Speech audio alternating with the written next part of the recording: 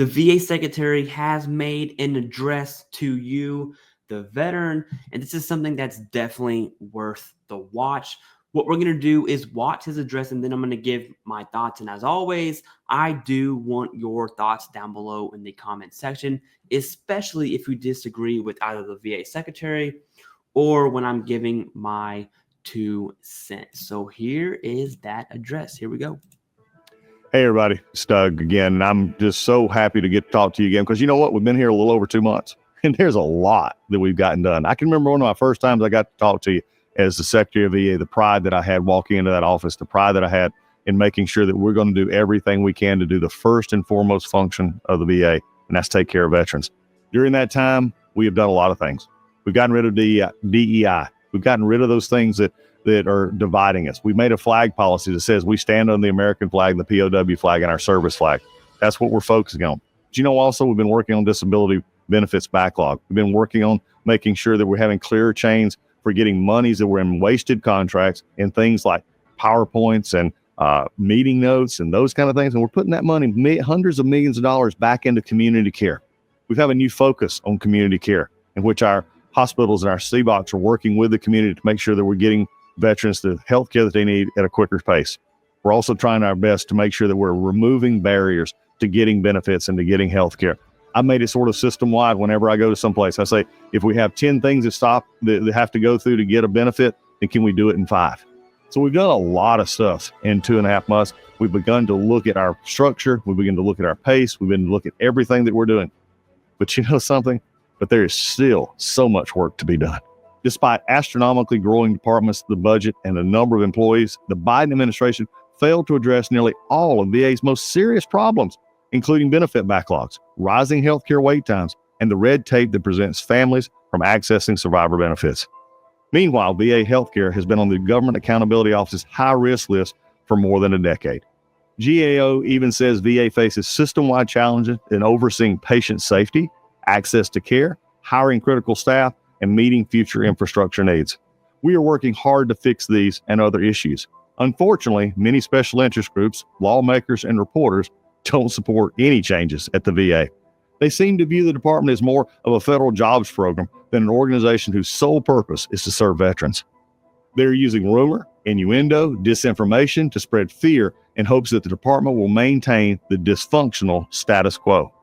Some in Congress are even fighting to stop us from putting in place the competent senior leaders we need to solve the department's problems. To the lawmakers attempting to obstruct our reform effort, I want to work with Congress to fix VA. But our shared goal needs to be making things better for veterans rather than protecting the department's broken bureaucracy. And to the veterans out there, our message is simple. Despite major opposition from those who don't want to change a thing at VA, we will reform the department to make it work better for veterans, families, caregivers, and survivors. God bless you. See you again soon. Cool beans, Doug Collins. All right. So that was a lot. So we had DEI, flags, tackling the backlog, wasted contracts, and moving towards community care, and then streamlining the process for veterans getting benefits are things that have happened or begun to happen under the watch of the VA Secretary, Doug Collins.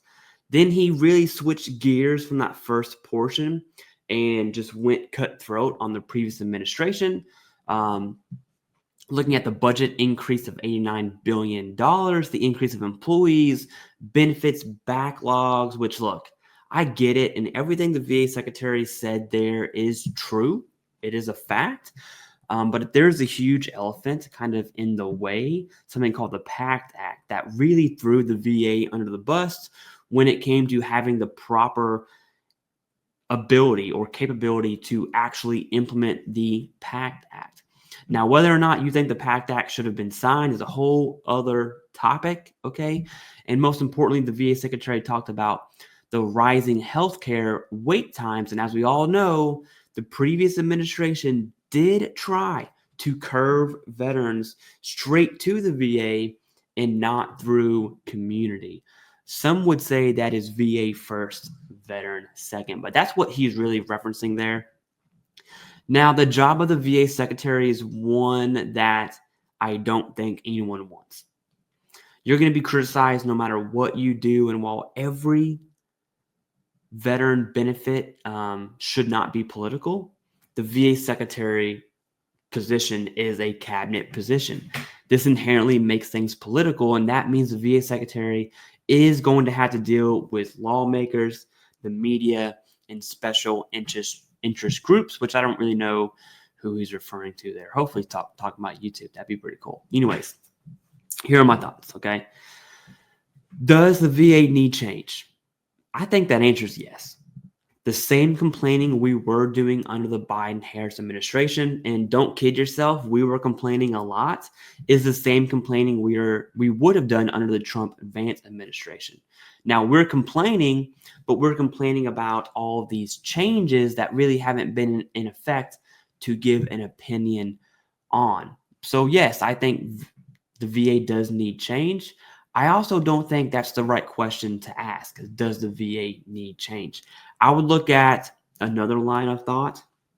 It's really multiple questions here. One is, are the changes that the VA is making, are they going to help veterans receive health care?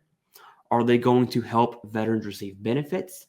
And most importantly, are these changes going to take away health care or benefits from the veteran? That's really the lens that I would probably recommend everyone looks through.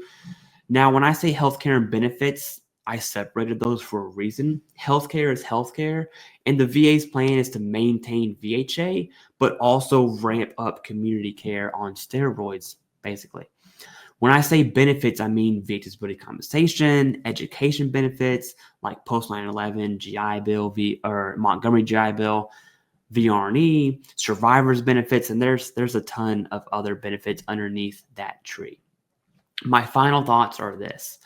We can have an opinion on what the VA is doing right now, which is all fine and dandy, but we really won't know how any of this pans out, at least until that 2-year mark. So January 2027, I think we'll be able to really make a strong argument either for or against, and we're kind of just flying by our seat right now. You know, my final thoughts on this is not my final thoughts. I guess I said that a few too many times. To wrap up what I'm trying to say, I enjoy the VA addressing veterans through this format. I like it. It's easy to consume. It's easy to access. There's no barriers there. So I do like the VA really leaning forward on passing information. I like that the VA is making changes. I don't know about the specific changes. 80,000 employees is a ton. But again, there is that thought process of the PACT Act and really weaning that down. So pretty much we'll have to wait till January of 2027. And then I guess I'll give you, hey, here's what happened.